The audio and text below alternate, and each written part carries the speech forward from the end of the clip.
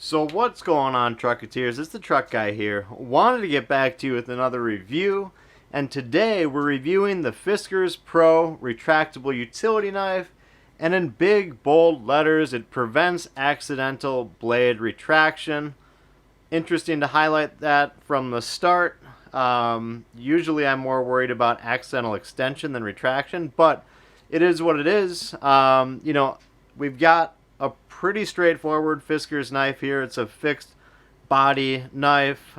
We've got the side slide, so that's pretty apparent from the packaging. And then on the back, really nothing much more to tell you about. Sharper, tougher, more comfortable. A lot of marketing on the back.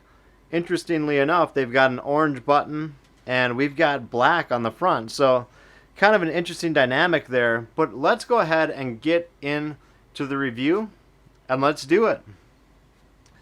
So first things first, we'll get the Fiskars Pro out of the packaging. And right out of the gates, guys, this is a big, bulky knife. And as you guys know, Fiskars has come onto the utility knife scene. They've come into the utility knife industry, and they've been kind of a disruptor of sorts. They've really put a lot of, I would say, marketing, energy, capital, things of that nature behind their entrance into the utility knife sphere. And they're really coming after the Milwaukees, the Stanleys, and a lot of the established players. But one thing I've noticed, and it's been consistent, is how big their knives are. And some of you may say, well, you're biased towards Milwaukee, Stanley. You review a lot of the smaller compact folding knives, and that is somewhat of my preference. But I'm not opposed to these fixed body knives. It's just, this is big, it's bulky, it's got a lot of contours. And I would say, although it feels good in the hand, I would say this feels just too big, too rounded, too bulky. It's really going to struggle with those tough, precise jobs unless you're holding it up top like this, which just isn't ideal because then you've got some weight shifting on top. And for that reason, this knife and a lot of the knives from Fiskars are, going to be down on my list a little bit just right out of the gates without even looking at the features. So yeah, big in the hand. It's got some rubberized grip on the bottom, metal housing and some harder plastic up top. It's also got, an area for your thumb, which has some grip. So there's some good grip on this knife, and it's an ergonomic feel. So there's some things to like there, but again, just recognize how big and bulky this knife is right out of the gates. So if you want to get the knife open, you actually flip it over to the back and you've got a button that you press down and up, and that's going to spring the knife open.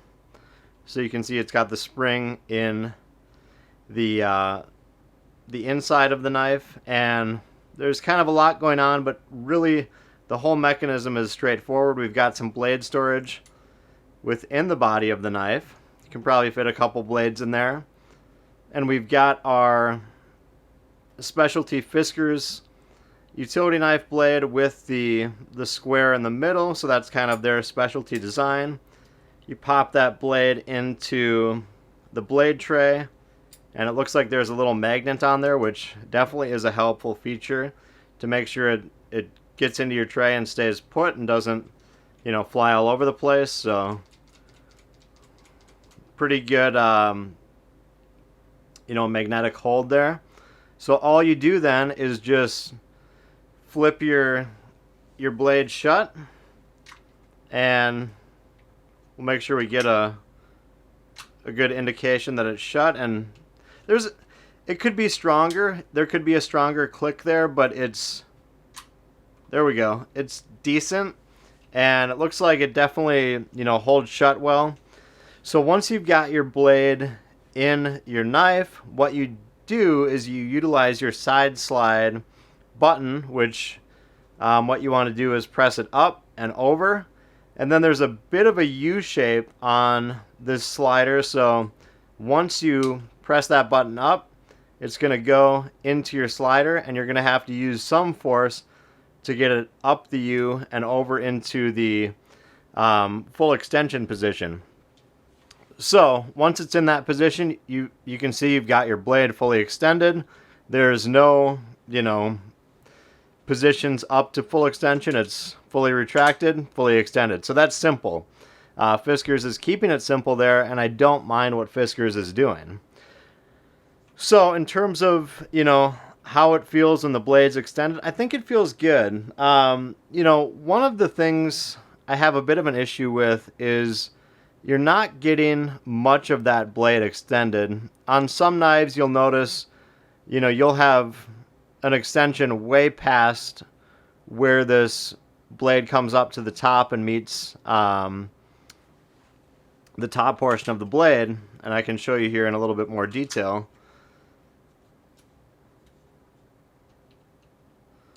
So, sometimes on a knife, you'll have, that much of the blade out. On the Fiskars knife, sorry about that. Here, let me get you a better view.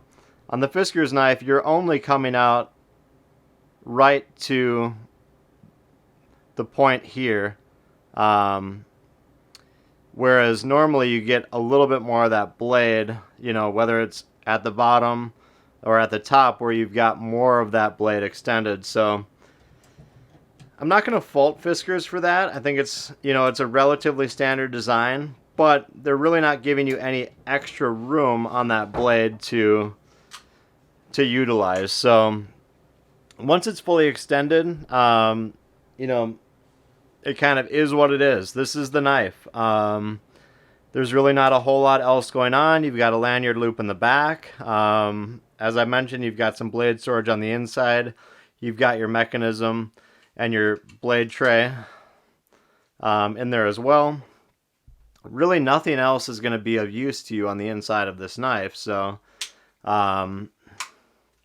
you click it, you extend it, and that's pretty much it. So this knife, I picked it up on Amazon. It was $14.98. So I don't think it's the worst deal out there. It's a decent knife. It's not up in that $20 range, so it's not going to set you back way too far, but it still is up at that $15, which I think when you look at some of the Milwaukees, whether it's the 1502s, the 1505s, there's probably better value out there than the Fiskars.